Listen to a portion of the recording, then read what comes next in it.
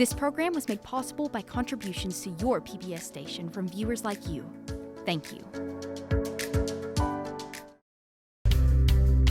It's Your Business with Michael Aikens is brought to you by WCTE PBS and the CipherTek Center for Rural Innovation, with funding provided by the Rural Reimagine Grand Challenge.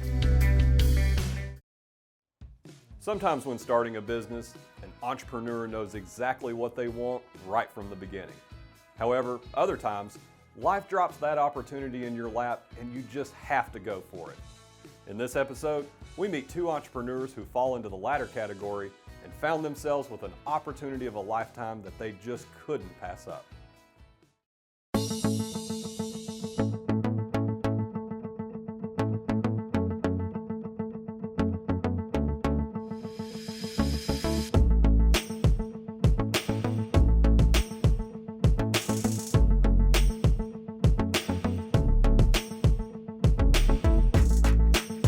Homero Gonzalez was an electrical engineering student looking for a way to make a little more money. So, he decided to use the skills and passion for food passed down from his grandmother to make hot sauces for friends and family. When the rave reviews started pouring in, he saw the opportunity to turn his talents into a business.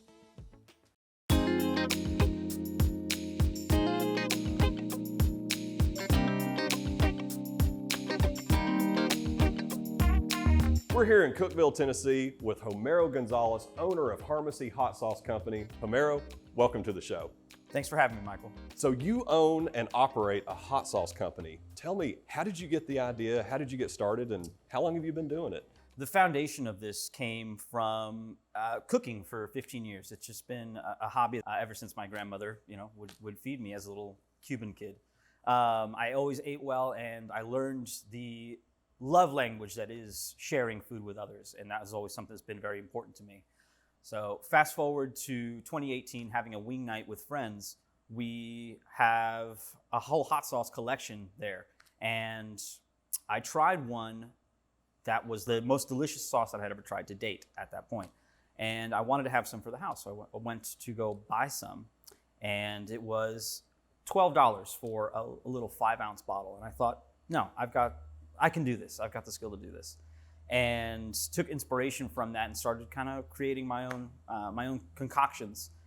It was really just a hobby thing, not really meant to become a business, but after sharing it with others and seeing their reactions, they kept pushing me. My friends kept pushing, like, no, you got to take this commercial. You got to do something with this. How do you make that bridge from in the kitchen to actually out there selling your hot sauces and running a business? I gotta say, it's a tough transition because you can make sauce by feel. And for years, that's exactly how I did. 30 or 40 of these peppers, some of this, some of that. I know what the texture should look like. I know what it should taste like, more or less, whatever. But there would be subtle variations between batches. When it comes time to become a commercial enterprise, you need to be able to replicate the sauce exactly every single time. And that's a challenge.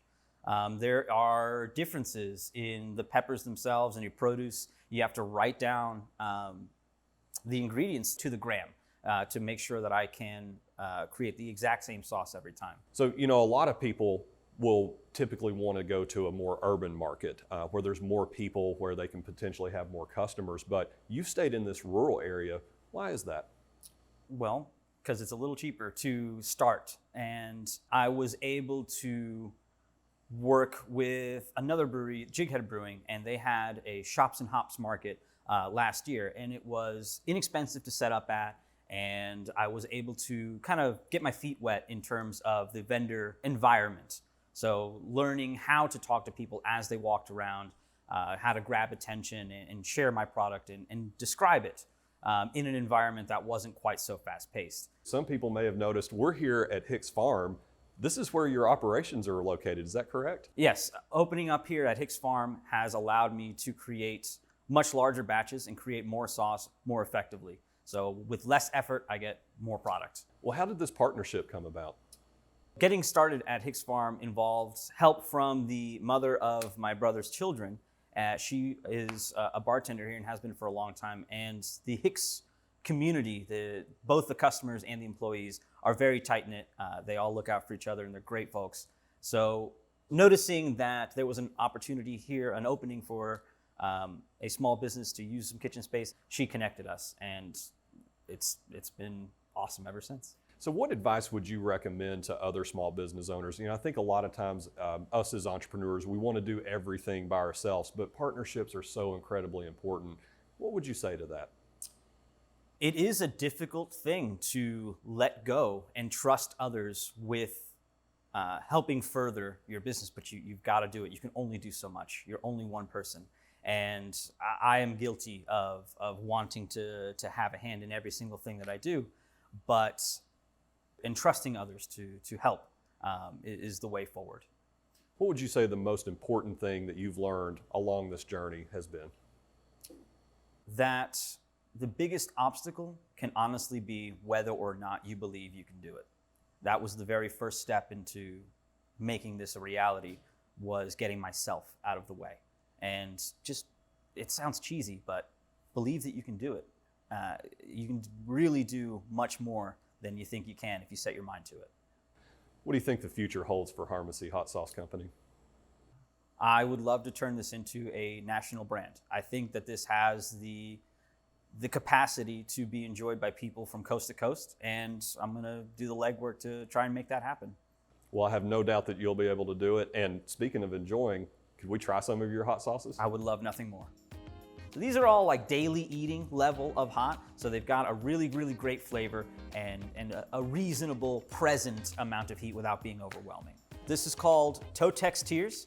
That is an Aztec-inspired sauce that has a jalapeno base with lots of dried chilies like guajillo, ancho, and pasilla, and some grilled plums to give it a nice complex sweetness. It's about a 2.5 out of 10 in terms of heat, so very approachable, nice entry-level sauce. All right. Deep, rich, fruity flavor. That is really good. You've knocked it out of the park on the fruity flavor. Thank you. That is wonderful. So next up, we have the Cinco. I think I'm most excited about this one. I love tomatillos. That is a Latin-inspired sauce that has roasted onions and tomatillos, clementines, and cilantro. So it's bright, fresh, and juicy. That one sits at about a 5 to a 5.5 out of 10. Cinco is actually the very first hot sauce I made. It's just meant to be something bright, fresh, and juicy, inspired by a salsa verde with a little bit extra, a little more. Yeah. Honestly, I was a little scared.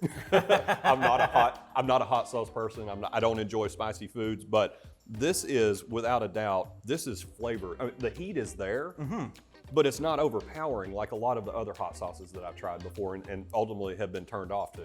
We've tried anywhere from 4 to 6 out of 10. I'm sure you've got a 10 out of 10. What's that all about? So the hottest pepper in these three is going to be a habanero. So like I said, formulated for daily eating. The super hot versions incorporate a mixture of ghost peppers, Trinidad Scorpion, and Carolina Reaper. So we're going to start off with the super hot brimstone. And on a scale of 1 to 10, this is probably about a 13. The things I do for TV. So I'll just get you a little right. blob right there. Here we go. I'll join you, don't worry. Okay. Cheers. Cheers. Great flavor. Hasn't really hit me yet. I'm guessing that's probably Remember that creeping heat? That's coming. Yep, Oh, yeah. creeping heat. A little bit. I mean, honestly, this is wonderful flavor. There is definitely heat to it, but this is nothing like what I thought we were going to experience today. Absolutely. At all. Now we're going to try Pata del Diablo. Okay. And I say this one for last because brimstone has tahini in it, which has a lot of fat, and that helps bind to the capsaicin, which delivers that heat over a longer period of time. Pata del Diablo does not have any such cushion. Okay. So we're going to feel all of the heat all at once, but it's going to be juicy and delicious. It's got some great color to it. I really love the look of these sauces. Okay. Cheers again. Cheers. All right, here we go.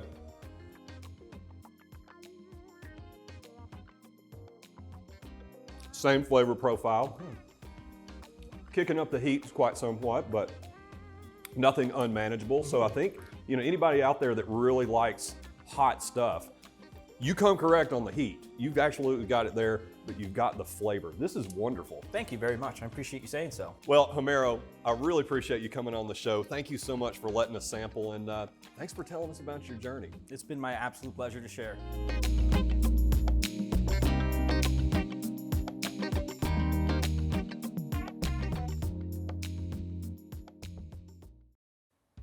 For years, Ben Brady worked in a corporate setting until health concerns caused him to seek a new path. He then began to work with a friend in the information and technology world until a few years down this new path, the opportunity to buy the business arose. Ben jumped at this incredible chance to become a business owner and has never looked back.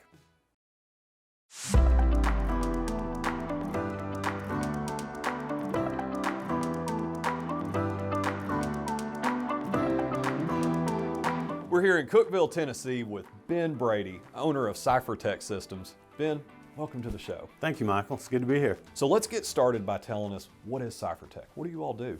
CipherTek is an IT company. Lately, we've been referred to as an MSP, or managed service provider. So most of our clients are smaller businesses that don't have IT people on staff, so we take care of the IT for them. Now, how did you get the idea to start this business? Well, honestly, it wasn't my idea. A good friend of mine started the company in 1993. I bought in 2007 and then bought him out in 2013. And since then, it's just exploded, and here we are. So why did you go the business owner route instead of the traditional 9-to-5? I came from corporate in Nashville. I was living in Baxter the entire time. My wife and I live out in Baxter. Had to have back surgery in 2007. They told me to stop driving so much. So I quit corporate in Nashville, started working with my friend Jason in Livingston, Tennessee, and then the rest is history. So what does it feel like to own your own business? You know, you're not 9-to-5, but you can be your own boss and make your own rules, but I'm willing to bet that there's a lot more to it than that. It's a lot like the weather here in Tennessee. Some days it's the best job ever. Some days you don't get any sleep. There are a lot of nights where you lay in bed and think about everything that's going on. You worry about things. You have employees, you have customers, you have friends. But it's probably the best thing I ever did. I really like it. Corporate was kind of a drag. And being an entrepreneur, especially in the Upper Cumberland, there's no better place to live than the Upper Cumberland. So what do you think some of the benefits of doing this here in the Upper Cumberland, a rural area, versus you could go anywhere and do this, Nashville, other urban markets? Why here? I really feel like the people here in the Upper Cumberland are genuine. There's not as much competition, and there's a tremendous support structure here. Everything from local government organizations, civic organizations, churches, friends, family. So there's just a lot of support here, and like I said, I've lived all over the eastern United States anyway, and I can't think of anywhere other than Cookeville and the Upper Cumberland that I would like to live. What are some of the resources you've taken advantage of? Well, you have the local government, which is accessible here, which when I was in Atlanta, when I was in Nashville, that's not really the case. You have the local organizations like UCHRA, the UCDD. All of these folks are within a phone call. It's really nice to be able to go to other small business owners and say, hey, I'm going through this. I know from all the conversations I've had in the last 2 years, everybody's having labor issues.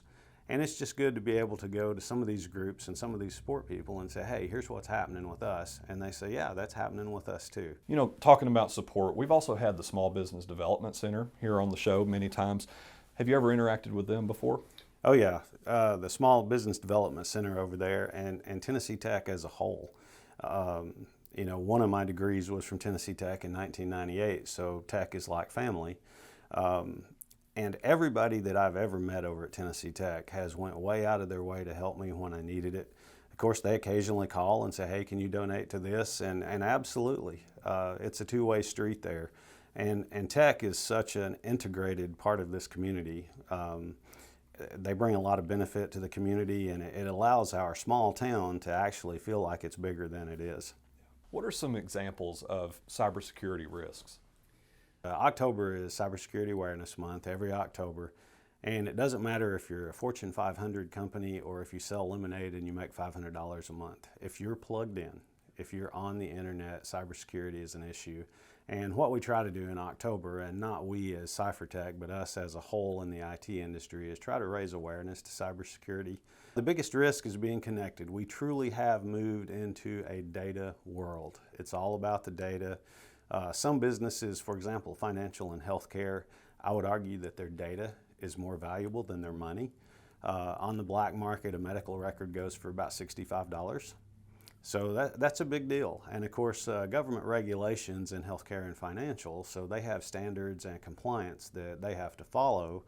But the average small business, the only compliance typically they would fall under is PCI or payment card. So if they're accepting credit cards, they also fall under compliance. And the wording in legislation recently has been left open. And talking to the state and people like Tennessee Department of Financial Institutions, they are leaving it open to financial related businesses. So I expect before long that accountants, insurance companies, all this are going to fall under some type of compliance regulation as well. Because it's not just October, this is year round. This is so important for businesses. 24/7, 365. If you're plugged in, if you're on the internet, if you've got the iPhone in your pocket, cybersecurity should be an issue. What are some of the things that I really should be concerned about, but more importantly, what can I do right now to protect myself? The real easy thing is to do updates, whether you're a Windows user, whether you're an Apple user, whether you're Google. Do your updates. The reason those guys publish these updates continually is because there are so many security flaws. So that's the very basic, and the number one thing, back up your data. And your data may be medical records, it may be financial, it may be your kids' pictures. You know, if I was to lose the last 31 years of my kids' pictures, I'd be a wreck. So back up your data. No matter what happens to you, if you've got a good backup somewhere, you're going to survive. You know, we spend a lot of time on the internet these days. Back when I was a kid, it was always too much TV. Is there too much internet? Oh, absolutely. You know, we have 4 kids. We limit the amount of time they can spend on their phones and tablets and things like that. And where it really comes into play is a lot of businesses don't realize how reliant they are on the internet. And we've had a few things happen in the Upper Cumberland, the tornadoes, for example, that swept through here.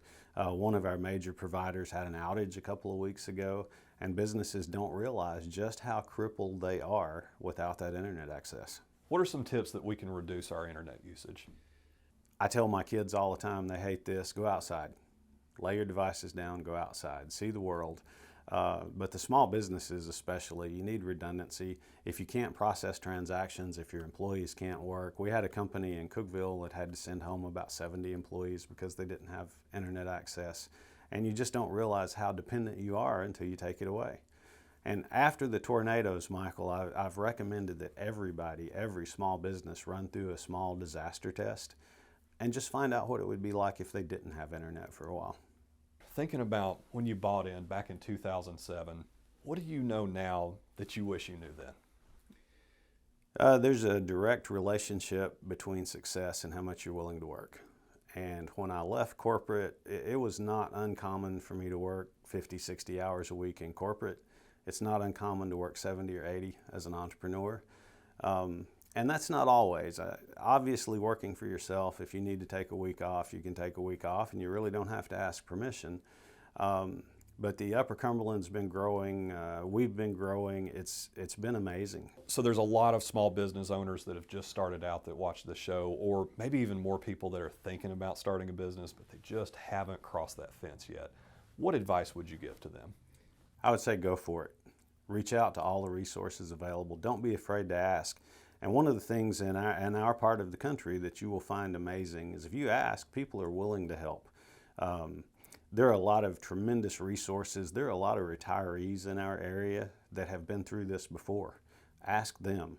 UCHRA, UCDD, the Small Business Development Center, go to these people and ask them. It can be the most rewarding thing that you've ever done, and there's so much opportunity right now.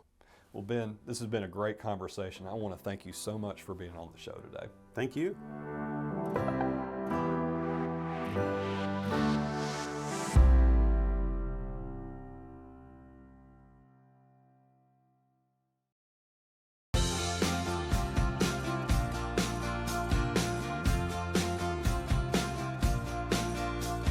My name's Eric Brown. I'm the Assistant Director for the Cybersecurity Education, Research, and Outreach Center at Tennessee Tech University.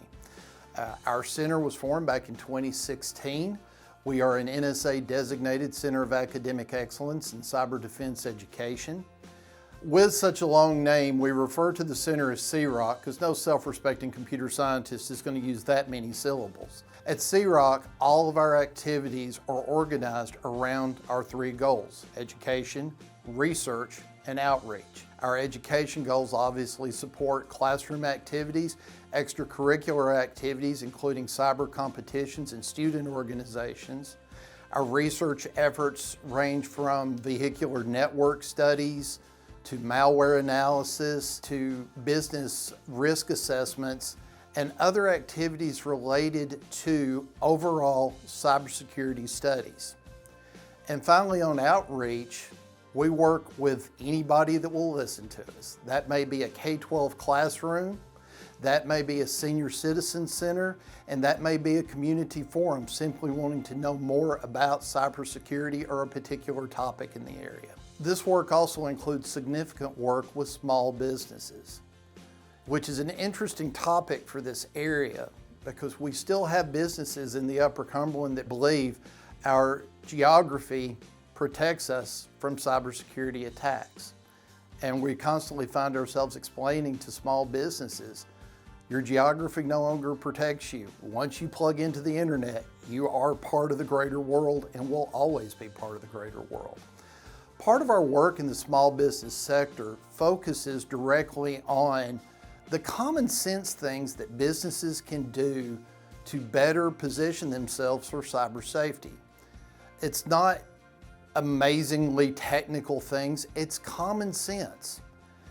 Unfortunately, many businesses see cyber as something overly complicated or something that can only happen in a big city or another country. Cyber attacks can happen anywhere. They can happen in your home, they can happen in your small business, they can happen in your church, they can happen in your nonprofit organization. And the amazing part about it, a little bit of common sense can address a great deal of risk. Some of the things that we look at the center helping small businesses assess where their cyber positioning is involves looking at things simple as, do you have a backup plan? Do you know where your data is at? If you had an issue, could you restore that data in a timely manner? Do you have resources to assist you in the case of an event? In many cases, we have to inform small businesses that it's not a matter of what do I do to prevent from being attacked? How do I prepare myself for when I am attacked? And that's the reality of our day.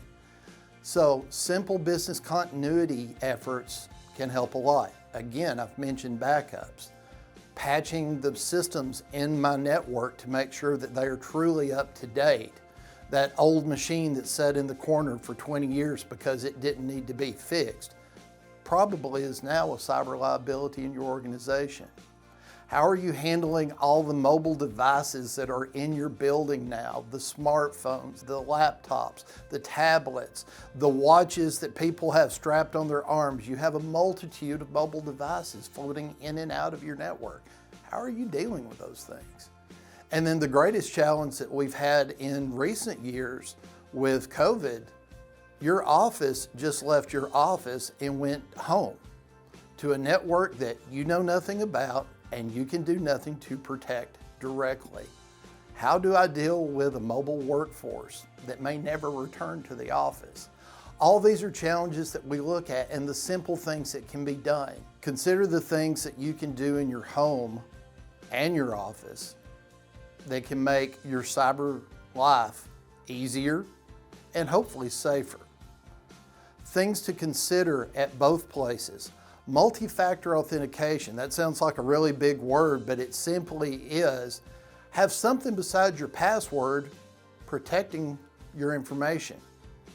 Everybody carries a cell phone of some sort now, whether it's a smartphone or a flip phone, and they can receive text messages. For all your social media, the places that you store your data, turn on multi-factor authentication. One of the main topics for small business right now is ransomware. You need a business continuity plan. Have a plan to continue working until you can recover. Make sure that you immediately contact law enforcement and get them involved as early as possible. Have standing agreements with a local IT company or have an IT professional on staff that can assist in executing that plan and making sure recovery is quick as possible. Cybersecurity is a concern for everyone, and education is the key and the first step to a successful outcome. Check out our website for more information of ways that you can provide a safer home, a safer business, and a safer community. For more information on today's topics, please visit the WCTE website. To learn more about the free small business resources and expert assistance, visit the Business Resource Collective website. Until next time, I'm Michael Aikens.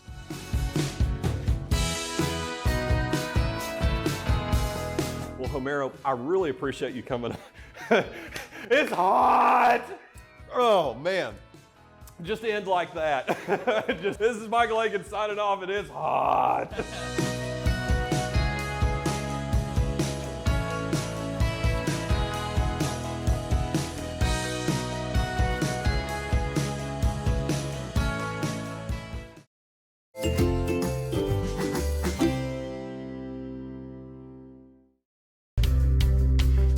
It's Your Business with Michael Aikens is brought to you by WCTE PBS and the CipherTek Center for Rural Innovation, with funding provided by the Rural Reimagine Grand Challenge. This program was made possible by contributions to your PBS station from viewers like you. Thank you.